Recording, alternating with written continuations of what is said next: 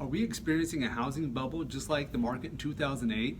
And is now even a good time to buy a home in the DFW area? My name is Miguel and I'm a realtor with Keller McKinney in Collin County, Texas, where I specialize in helping people like you buy and sell homes that meet your style of living. So are housing prices going to plummet just like they did in 2008? Well, the simple answer is no. And that's because, for one, lending practices have changed. When we look at the way the loans have been written, they're being a little more strict with how they lend money out. You're not seeing these adjustable rate mortgages go out like they did before and made homes completely unaffordable when the rates were changed. In addition to that, I believe they're also making loans a little more strict in who they lend them to. So they're just not giving them out. I mean, back in pre-2007, 2008, it seems like everyone and their dog was getting a loan. And what happened? It came back and bit everybody, right? Enjoy the pun. Second is supply and demand. Okay, so another difference between then and now is that you look at back in 2007, 2008, when everything had hit the fan, there was more houses on the market than people who were looking to buy them.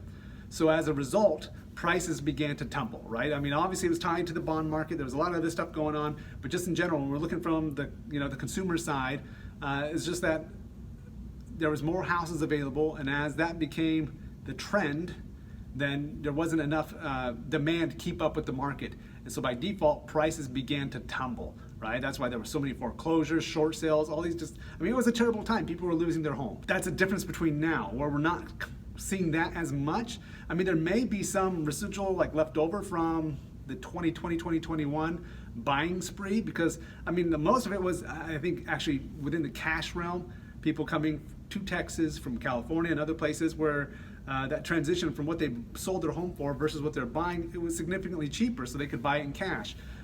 And so because of that, they were able to offer $100,000, even $200,000 over asking price. There were some crazy deals done. Aside from that, when it comes to the financing aspect, that wasn't something that happened as much, and if it did, people had to put up the difference in cash again. Now, with current residents and new residents coming into Texas, that's more competition for the same houses. So if there's less houses on the market, guess what? Everything's going to stabilize, and it's going to stay where the fact that those prices are not going to drop like they did back in the 2007, 2008 real estate crash, essentially. One thing to also consider is that rates equal diminished buying power. You know, what you could buy at the beginning of this year, even when we had a 3% interest rate, that you could possibly buy a home with at that time, versus now we're getting up to 6, right? The difference is that house payment, it's going to be $800-900 more expensive per month. So it's something just to keep in mind when you're looking to buy a home. And and what this maybe does is make people be a little more, I don't want to say frugal, but maybe a little more aware of how they run their budget. Really, trying to keep your investment, or you can look at liability, but I'm not going to get into that. This is the concept of your house payment, your actual budget. Keep it within 25 to 28% of your gross income. We used to say 28% is like the industry average. People like Dave Ramsey, who help people with finances, say, get it down to 25%, which means if you really look at that, the amount of house that you can afford to buy is significantly different than what most people choose to actually invest themselves in and obligate themselves to buying. And another thing to consider is if you're looking at homes, you can marry the home, but don't marry the rate. And what I mean by that is, if you choose to go above that 28 mark, whatever, and you decide you're going to push it a little more, just realize, hopefully, in the future, those rates will be dropping and you can always refinance the home. Now, I wouldn't say go out and make a home buy a home based upon that idea or that premise of that, I'm going to buy a really expensive home, because let's face it, we are going into an economic downturn. And as things continue to get worse, you don't want to be so overstretched that what's the purpose of buying if you have to turn around and foreclose or short sale or just sell the home because you can no longer afford it.